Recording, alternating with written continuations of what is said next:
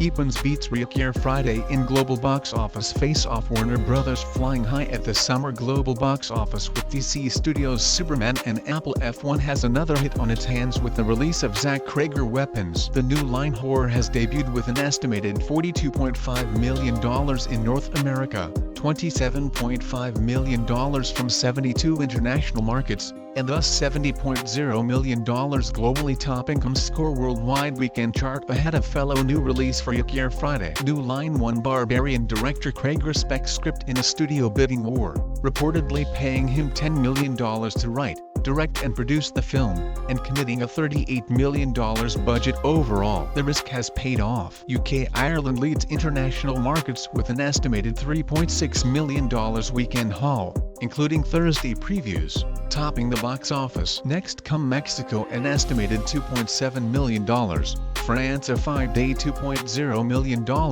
Australia $1.8 million, and Spain $1.6 million.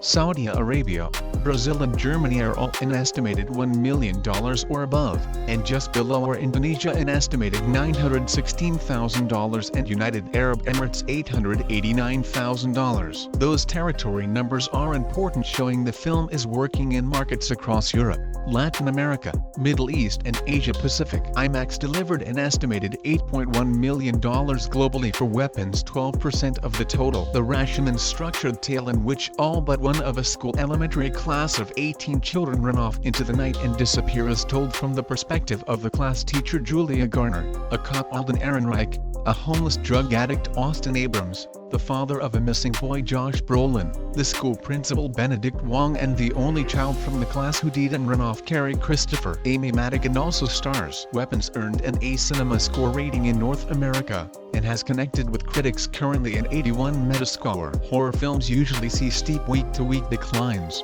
but Weapons' audience ratings, plus the character-driven film broader genre positioning including mystery and dark comedy, might encourage Warner Brothers to hope for sustained success. Reakir Friday lands runner-up spot with $44.5 million launch, while Disney Reakir Friday lost the global box office battle to Weapons. The belated sequel number should do just fine. Nisha Ganatra film has debuted with an estimated $29.0 million in North America and $15.5 million across 46 international markets, combining to deliver $44.5 million worldwide. The film is a sequel to 2003 Freaky Friday, which reached $110.2 million in North America, plus $50.6 million for international, and thus $160.8 million worldwide. These numbers are not adjusted for inflation.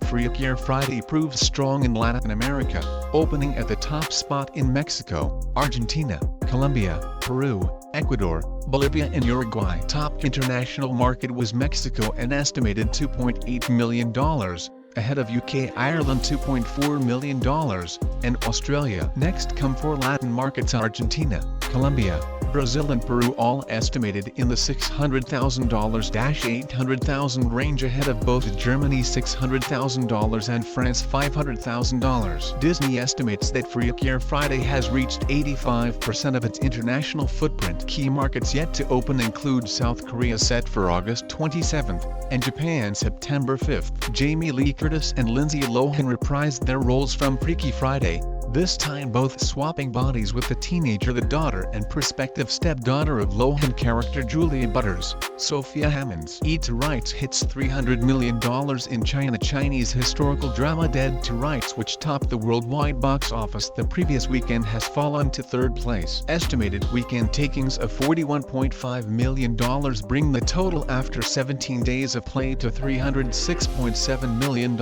This is the biggest haul for a Chinese film since Spring Festival releases, including Nisha $2, 2.1 billion, and Detective Chinatown $1,900, 503 M. The film is set against events of the Nanjing Massacre 1937-8, during the Second Sino-Japanese War. Also in Com's score worldwide top 10 chart for the August 8th to 10th weekend are Chinese films Nobody and Dongji Rescue. Like Dead to Rights before it, Nobody has seen a big box office rise in its second weekend of play. Estimated weekend takings takings of $35.0 million bring the total after 9 days to $76.9 million. The animation sees a pilgrimage of animal characters, and is adapted from the classical mythological novel Journey to the West. Dongji Rescue has opened with an estimated $27.1 million. $80 M-budget Chinese war epic tells the story of the 1942 sinking of the Lisbon Maru, in which prisoners of war were rescued by Chinese fishermen after it was torpedoed by a U.S. submarine. These events were also covered in 2024 documentary The Sinking of the Lisbon Maru. The fourth non-U.S. film in the weekend top 10 chart is Japanese anime Demon Slayer,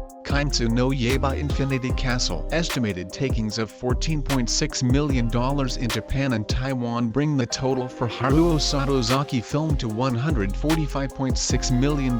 In 2020, Demon Slayer, Kimetsu no Yaiba Mugen Train grossed $485.5 million worldwide, including $365.7 million in Japan, according to available data. Jurassic World Rebirth teeters on edge of $800 million.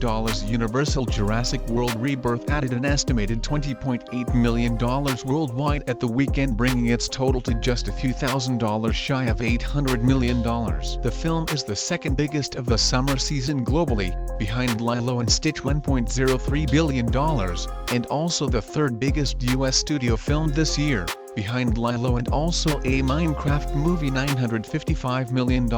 So far this summer, from the start of May, 6 films have hit $500 million worldwide: Lilo and Stitch, Jurassic World Rebirth, How to Train Your Dragon $624 million, Mission Impossible The Final Reckoning $595.5 million, Superman $578.8 million, and F1 $570.6 million.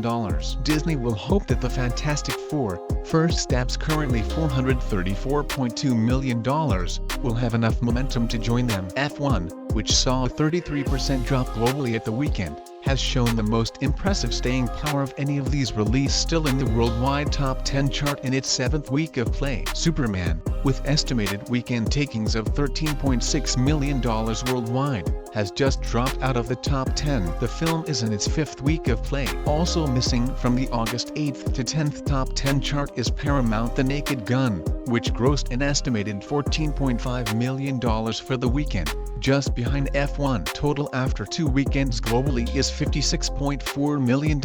Making the top 10 is Universal DreamWorks' The Bad Guys 2, which is now in its 2nd weekend of play in North America and is continuing its international expansion. Global total is $84.0 million. The Animal Caper is a sequel to 2022 The Bad Guys, which is adapted from Aaron Blabey graphic novel series, and grossed $250.4 million worldwide. Universal reports that, with $40.5 million so far for international, The Bad Guys 2 is performing ahead of its predecessor at the same point in those markets.